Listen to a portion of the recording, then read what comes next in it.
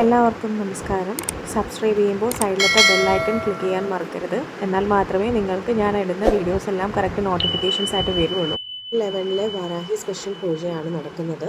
ലാസ്റ്റത്തെ എല്ലാ വീഡിയോസിലും എല്ലാവരും കമൻറ്റ് ചെയ്തിട്ടുണ്ടായിരുന്നു, പേരും നാളും അതുപോലെ തന്നെ ആവശ്യവും കമൻറ്റ് ചെയ്തിട്ടുണ്ടായിരുന്നു. അതൊക്കെ ഞാൻ പ്രാർത്ഥനയിൽ ഉൾപ്പെടുത്തിയിട്ടുണ്ട്. ലേറ്റസ്റ്റായിട്ട് വന്നിട്ടുള്ള കമൻറ്റ്സ് എല്ലാം ഞാൻ ഇനിയുള്ള വീഡിയോസിൽ നിങ്ങൾ എന്തായാലും കമൻറ്റ് ചെയ്യുമല്ലോ, അപ്പോൾ അതിൻ്റെ കൂട്ടത്തിൽ ഇങ്ങനെ ആ പ്രയറിൽ ഉൾപ്പെടുത്താം. ഓക്കെ, അപ്പോൾ ഇന്ന് ഞാൻ നിങ്ങളെ പരിചയപ്പെടുത്താൻ പോകുന്ന ഒരു പുതിയ വാരാഹി മന്ത്രമാണ്.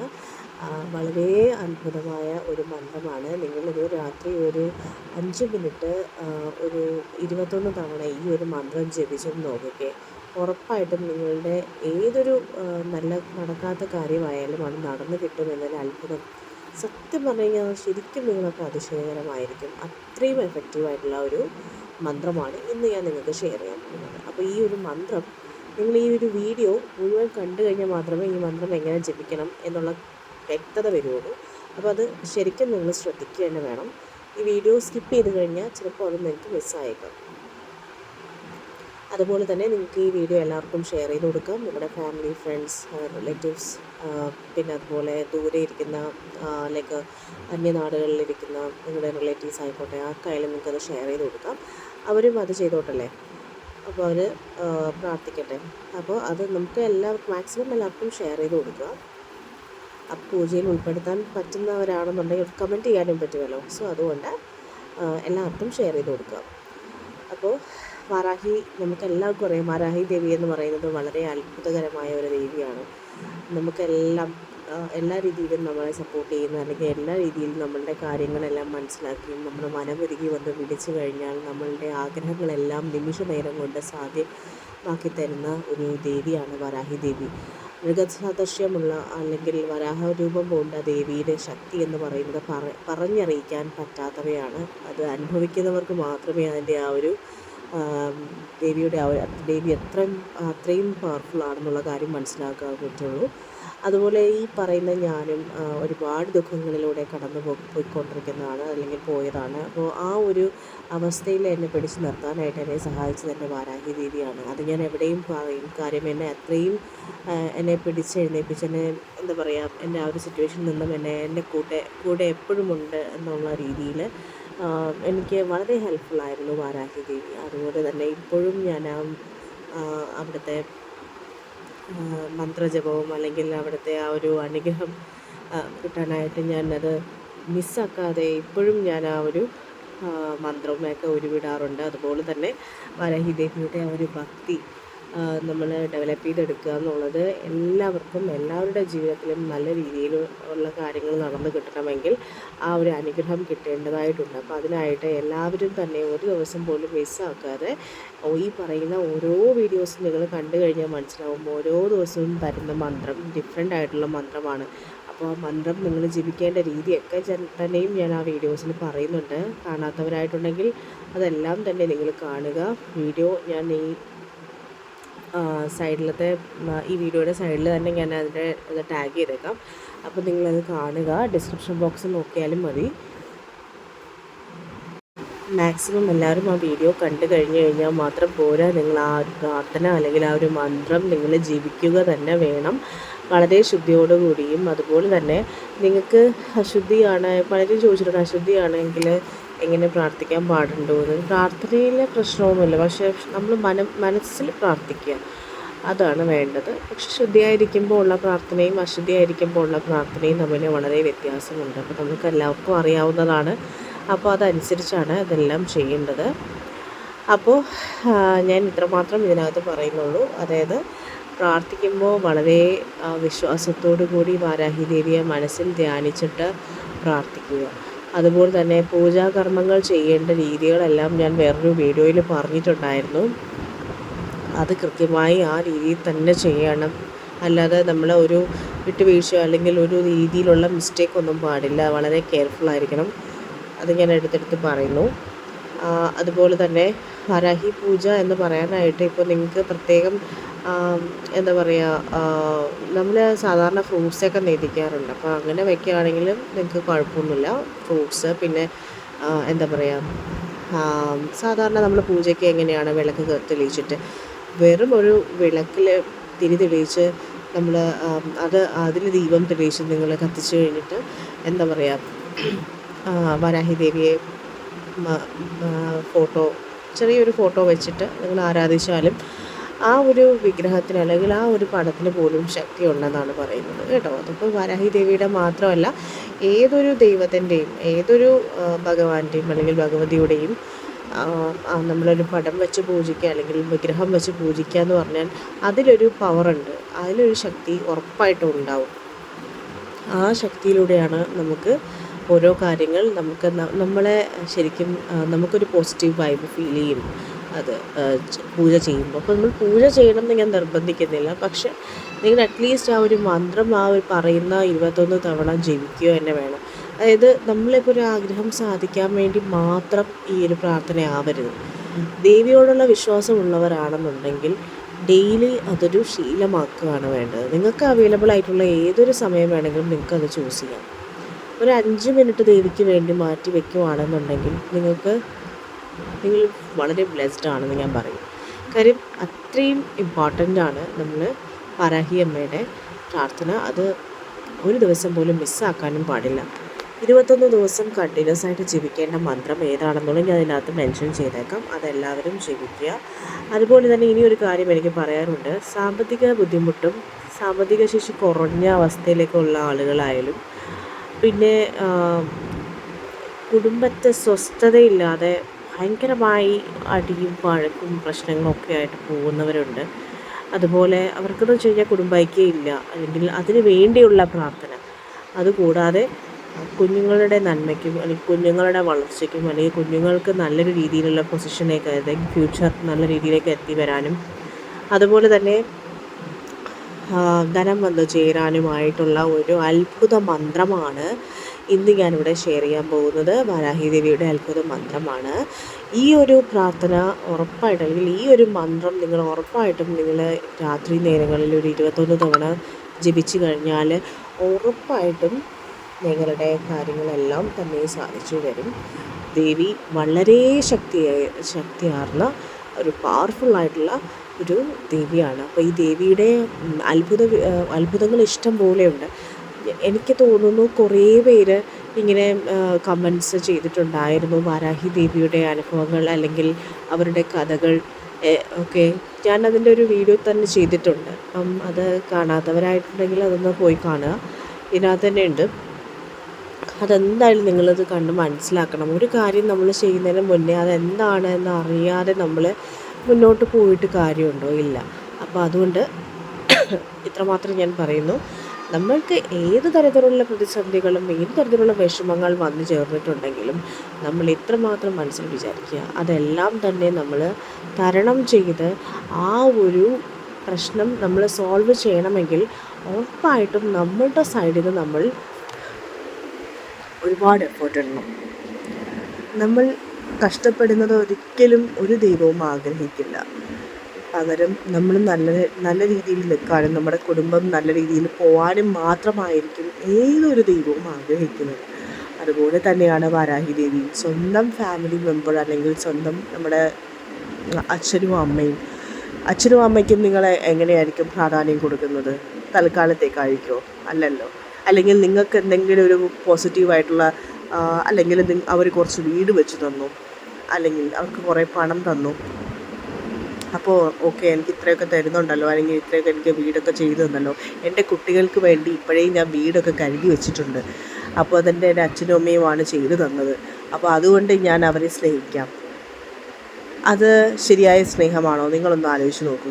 ഉറപ്പായിട്ടും ആ സ്നേഹത്തിന് ഒരർത്ഥവുമില്ല. അവർ സ്നേഹിക്കുന്നത് അവരുടെ പണവും അവരുടെ സ്വത്തും അവരുടെ ധനസംബന്ധമായ കാര്യങ്ങൾ മാത്രം. അവർ ചിലപ്പോൾ ഇല്ലായ്മയിൽ നിന്നും അവിടെ നിന്ന് ഇവിടെ നിന്നൊക്കെ ആയിരിക്കും ചിലപ്പോൾ അവർ ആ ഒരു ക്യാഷ് റെഡിയാക്കി മോൾക്ക് അല്ലെങ്കിൽ മോനെന്ന് പറഞ്ഞ് കൊടുക്കുന്നത് അല്ലേ. അപ്പോൾ അതിൽ സന്തോഷം കണ്ടെത്തുക എന്ന് പറഞ്ഞാൽ, അല്ലെങ്കിൽ അതിനു വേണ്ടി നിങ്ങൾ പാരൻസിനെ സ്നേഹിക്കുകയാണെന്നുണ്ടെങ്കിൽ അത് ഒരർത്ഥവും ഇല്ല. അവർക്ക് ഈ പണി വരുന്നേ ഉള്ളൂ. ഒരിക്കലും അവർ നന്നാവില്ല. പകരം എവിടെയെങ്കിലുമായിട്ട് പഠിച്ച് നല്ലൊരു ജോലിയിലെത്തി എന്നിട്ട് നിങ്ങളുടെ കാശ് കൊണ്ട് അവരെ സംതൃപ്തിയാക്കിയാൽ അതിനെന്തെങ്കിലും ഒരു ഇമ്പോർട്ടൻസ് ഉണ്ട്, അല്ലെങ്കിൽ അതിനെന്തെങ്കിലും ഒരു യൂസ് ഉണ്ട്. കേൾക്കുമ്പോൾ പോലും നമുക്കൊരു ഫീൽ ഉണ്ട്, എൻ്റെ പണം കൊണ്ടാണല്ലോ എൻ്റെ അച്ഛനും അമ്മയും എനിക്ക് അത്രയൊക്കെ ചെയ്യാൻ പറ്റിയല്ലോ. അതാണ് നിങ്ങൾ ചിന്തിക്കേണ്ടത്, അല്ലാതെ അവരുടെ സ്വത്തോ പണമോ നിങ്ങൾ മോഹിക്കരുത്. ഞാൻ പൊതുവേ പറയുന്ന കാര്യങ്ങൾ ഞാനിത് പറയുന്നതേ ഉള്ളൂ. പലരും നമ്മുടെ റിലേറ്റീവ്സ് ആയിക്കോട്ടെ, അല്ലെങ്കിൽ നമ്മുടെ ഫാമിലിയിലെ ആരെങ്കിലും ആയിക്കോട്ടെ, അപ്പോൾ ഇവരൊക്കെ നമ്മൾ മാക്സിമം നമുക്ക് ചെയ്യാൻ പറ്റുന്ന കാര്യം എന്ന് പറഞ്ഞു കഴിഞ്ഞാൽ, നമ്മുടെ കൺകണ്ട ദൈവങ്ങളാണ് നമ്മുടെ അപ്പനും അമ്മയും അല്ലേ. അവർ കഴിഞ്ഞിട്ടേ ഉള്ളൂ. അപ്പോൾ അവരെ നമ്മൾ ഏതെങ്കിലും ഒരു തരത്തിൽ അവരെ മുറിവേൽപ്പിക്കുകയോ അല്ലെങ്കിൽ വേദനിപ്പിക്കുകയോ, അവരൊന്ന് മനസ്സൊന്ന് വിഷമിച്ചാൽ മതി, ഒരു തരത്തിൽ നന്നാവില്ല. അവരൊന്ന് ചെറിയ രീതിയിലൊന്ന് വിഷമിച്ചാൽ മതിയാവും അല്ലേ. മാക്സിമം നമ്മൾ പിണങ്ങിയിരിക്കുന്നവരാണെന്നുണ്ടെങ്കിൽ പോലും പോയി കണ്ട് അവരുടെ അനുഗ്രഹം മേടിച്ച് ഇനി അങ്ങനെ ഒരു പ്രശ്നം ഉണ്ടാക്കില്ല എന്ന് പറഞ്ഞ് നിങ്ങൾ പോയി കഴിഞ്ഞാൽ ഉണ്ടല്ലോ, ആ കാലി തൊട്ട് നമ്മൾ അവരുടെ കാല് പിടിച്ച് നമ്മൾ വിഷമിച്ച് പറയുന്ന ആ ഒരു നിമിഷം നിങ്ങൾക്ക് ശരിക്കും ദൈവത്തിൻ്റെ ഒരു അനുഗ്രഹം കിട്ടിയ ഒരു ഫീലിംഗ് ആയിരിക്കും. നിങ്ങൾ ബ്ലെസ്ഡ് ആയിരിക്കും അന്നേരം. അപ്പോൾ എപ്പോഴും നമ്മൾ ശ്രദ്ധിക്കേണ്ട കാര്യം, നമ്മുടെ മാതാപിതാക്കൾ അവരെ നമ്മൾ കറിവേപ്പിലയാക്കരുത് ഒരിക്കലും. നമ്മൾ അവരിത്രയും കാലം കഷ്ടപ്പെട്ട് നമ്മളെ വളർത്തിയെടുത്ത് നല്ലൊരു രീതിയിൽ നല്ലൊരു പൊസിഷൻ ആവാൻ വേണ്ടി പഠിപ്പിച്ചിട്ടുണ്ടെങ്കിൽ അത് പഠിക്കുക. അത് പഠിക്കാതെ നമ്മൾ വേറെ പല കാര്യങ്ങൾക്കുമായിട്ട് പോയിട്ട് കാര്യമുണ്ടോ? എന്നിട്ട് എൻ്റെ അച്ഛനും അമ്മയെന്ന് പറഞ്ഞിട്ട് കാര്യമുണ്ടോ? അതിലെന്ത് സത്യമുള്ളത്? നിങ്ങളൊന്ന് ജസ്റ്റ് ഒന്ന് ചിന്തിച്ചു നോക്കി. അല്ലെങ്കിൽ ഒരു ബുദ്ധിമോശമാണ് അവർക്ക് പറ്റിയെങ്കിൽ അങ്ങനെ ചിന്തിക്കണം, എനിക്കൊരു ബുദ്ധിമോശം പറ്റി, ഞാൻ അങ്ങനെയല്ല, ഞാൻ അത് തിരുത്തും എന്ന് വിചാരിച്ച് എവിടെയെങ്കിലുമായിട്ട് ഒന്ന് കുറച്ച് സമ്പാദിച്ചിട്ട് അത് ഓവർകം ചെയ്ത് അവരെ മുന്നേ നല്ല രീതിയിൽ നിന്ന് കാണിച്ചു കൊടുത്താൽ അതിനൊരു അന്തസ്സുണ്ട്. അതല്ലാതെയോ ഒരു കാര്യമില്ല. അവർക്കൊന്നും ഒന്നും ആവാൻ പറ്റില്ല, എവിടെയും ഒരു രീതിയിൽ അവർ രക്ഷപ്പെടില്ല എന്ന് ഞാൻ പറയും. കാര്യം അവരെ അപ്പനും അമ്മയും വേദനിപ്പിച്ചു. അപ്പോൾ നമ്മുടെ കൺകണ്ട ദൈവമാണ് നമ്മുടെ പാരൻസ്. അവരെ ആദ്യം ഇമ്പോർട്ടൻസ് കൊടുക്കുക, അവർക്ക് ആദ്യം നല്ല രീതിയിലുള്ള സ്നേഹം കൊടുക്കുക. എത്ര ദൂരത്താണെങ്കിലും, എവിടെ ആയിക്കോട്ടെ, US-ലാണോ, UK-ലാണോ, അയർലൻഡിലാണോ, ഗൾഫ് രാജ്യങ്ങളിലാണോ, ബാംഗ്ലൂർ ആവട്ടെ, ചെന്നൈ ആവട്ടെ, എവിടെ ആയാലും പാരൻസ് എവിടെയാണോ അവരെ ഒന്ന് ഫോൺ കോൾ ചെയ്യുക. അവർ ചിലപ്പോൾ നിങ്ങളുടെ കോളിന് വേണ്ടി വെയിറ്റ് ചെയ്യുന്നുണ്ടാവും. അവരെ വിളിക്കുക, സംസാരിക്കുക, അവർക്ക് പറ്റാവുന്ന കാര്യങ്ങളൊക്കെ ചെയ്തു കൊടുക്കുക, അവരെ സന്തോഷിപ്പിക്കുക. ഇതൊക്കെയാണ് നമുക്ക് മാക്സിമം ചെയ്യാൻ പറ്റുന്ന കാര്യങ്ങൾ. ഇന്നിരിക്കുന്ന ആൾ നാളെ കാണണം എന്നില്ല. ഫോർ എക്സാമ്പിൾ വയനാട്ടിലെ ഡിസാസ്റ്റർ തന്നെ നമുക്ക് മനസ്സിലാക്കാൻ പറ്റും. എന്തുമാത്രം കുട്ടികളാണ് അവരുടെ പാരൻസിനെ നഷ്ടപ്പെടുന്നത്. അതുപോലെ പാരൻസിന് അവർ കുട്ടികളെ നഷ്ടപ്പെട്ടിട്ടുണ്ട്. പാരൻസ് എന്ന് പറയാനായിട്ട് ചിലപ്പോൾ അവർക്ക് എല്ലാ രീതിയിലുള്ള അനുഗ്രഹവും ദൈവത്തിന് ഉണ്ടാവും ഉറപ്പായിട്ടും. പക്ഷേ മിസ്സായി പോയവർ അല്ലെങ്കിൽ നഷ്ടപ്പെട്ടവരെ നമുക്ക് തിരിച്ചു കിട്ടാനായിട്ട് എവിടെ പണം കൊടുത്താൽ റെഡിയാവും? ഒന്നും ആവില്ല. അവരുടെ വിഷമം അവർക്ക് മാത്രമേ അറിയാവുള്ളൂ. അല്ലെങ്കിൽ നമ്മൾ ആ ഒരു വിഷമത്തിൽ പങ്കുചേരുന്നു. അപ്പോൾ നമുക്ക് മനസ്സിലാവും അല്ലേ അവരിത്രമാത്രം വേദനിക്കുന്നുണ്ടെന്നുള്ള കാര്യം. അപ്പോൾ ഇത്ര മാത്രമേ എനിക്ക് പറയാനുള്ളൂ. ഈ നിമിഷം നിങ്ങൾ ജീവിക്കുന്നത് ആർക്ക് വേണ്ടിയിട്ടാണോ അതിൽ നിങ്ങൾ 100% കൊടുക്കുക. അതാണ് എനിക്ക് പറയാനുള്ളൊരു കാര്യം. പിന്നെ താൻ പാതി ദൈവൻ പാതി അല്ലേ. നമ്മുടെ പാരൻസ് വളരെ ഇമ്പോർട്ടൻ്റ് ആയിട്ടുള്ള ആളുകളാണ് നമ്മുടെ ലൈഫിൽ. നമ്മളെ സൃഷ്ടിച്ചതും നമ്മളെ ഇനി അങ്ങോട്ട് നല്ല രീതിയിൽ പൊസിഷനിലാക്കാൻ വേണ്ടി ഇത്രയും കാലം കഷ്ടപ്പെട്ട് നമ്മുടെ എല്ലാ കാര്യങ്ങളും നോക്കി തന്നെ നമ്മുടെ പാരൻസിനെ മിസ് ചെയ്തിട്ടുള്ള ഒരു കാര്യങ്ങളും നിങ്ങൾ ചെയ്യരുത്. ഇത്രയും മാത്രം. ഞാൻ ആരുമല്ല ഇങ്ങനെ ഒരു കാര്യങ്ങളൊക്കെ പറയാനായിട്ട്. ബട്ട് ഇതൊക്കെ ശരിക്കും ഇതിൽ എന്തെങ്കിലും ആയിട്ടൊരു വാസ്തവമില്ലേ? നിങ്ങൾ തന്നെ കമൻറ്റ് ചെയ്യും അല്ലേ. നമ്മുടെ കൺകണ്ട ദൈവത്തിൻ്റെ അനുഗ്രഹം ഇല്ലാതെ നമ്മൾ എന്ത് ചെയ്തിട്ടും കാര്യമുണ്ടോ? ഒരു കാര്യമില്ല. അല്ലെങ്കിൽ അവരെ ബോധ്യപ്പെടുത്താൻ വേണ്ടി ഞാൻ നല്ലതാണ്, എൻ്റെ അച്ഛനും അമ്മയും സ്നേഹിക്കുന്നുണ്ട് എന്ന് പറഞ്ഞിട്ട് കാര്യമുണ്ടോ? ഉള്ളിൽ നിന്നാണ് വരേണ്ടത്, അല്ലാതെ പുറമേയുള്ള സ്നേഹമല്ല. അല്ലതൊരു കാര്യവുമില്ല. അതൊന്നും സത്യസന്ധമായൊരു സ്നേഹമല്ല. മേ ബി അവരുടെ നിന്ന് എന്തെങ്കിലും ബെനിഫിറ്റ് കിട്ടാൻ വേണ്ടിയിട്ടുള്ള സ്നേഹമായിരിക്കും. ഒരു കാര്യമില്ല. നമ്മൾ സ്വന്തമായി അധ്വാനിച്ചുണ്ടാക്കുന്ന പണം, അതേ ഉള്ളൂ കാര്യം. അല്ലാതെ അവരുണ്ടാക്കിയ അവരുടെ ആഗ്രഹം അല്ലെങ്കിൽ അവരുടെ പണം അല്ലെങ്കിൽ അവരുണ്ടാക്കി വെച്ച കുറേ കാര്യങ്ങൾ അത് മോഹിച്ചുകൊണ്ടാവരുത് നമ്മളുടെ സാമ്പത്തിക ശേഷി നമ്മൾ ഉയർത്തേണ്ടത്. എനിവേ, ഇന്നത്തെ പ്രാർത്ഥനയിൽ ഉൾപ്പെടുത്തേണ്ട കാര്യങ്ങളെല്ലാം ഞാൻ പറഞ്ഞിട്ടുണ്ട്. മാക്സിമം എല്ലാവർക്കും ഷെയർ ചെയ്ത് കൊടുക്കുക വീഡിയോ. ആൻഡ് ഇന്നത്തെ പൂജയിലുള്ള മന്ത്രം ഏതാണെന്ന് ഞാൻ മെൻഷൻ ചെയ്തേക്കാം. എല്ലാവരും ഈ ഒരു മന്ത്രം 21 തവണ ജപിക്കുക. 21 തവണയാണ് ജപിക്കേണ്ടത്, 21 ദിവസം. ഓം വരാഹവദനായ നമഃ. ഓം വാരാഹേ നമഃ. ഓം വരരൂപിണ്യേ നമഃ. ഓം ക്രോഡാനനായ നമഃ. ഓം ഘോരമുഖ്യേ നമഃ. ഓം ജഗദംബായ നമഃ. ഓം താരിണ്യേ നമഃ. ഓം വിശ്വേശ്വര്യേ നമഃ. ഓം ശഖിന്യേ നമഃ.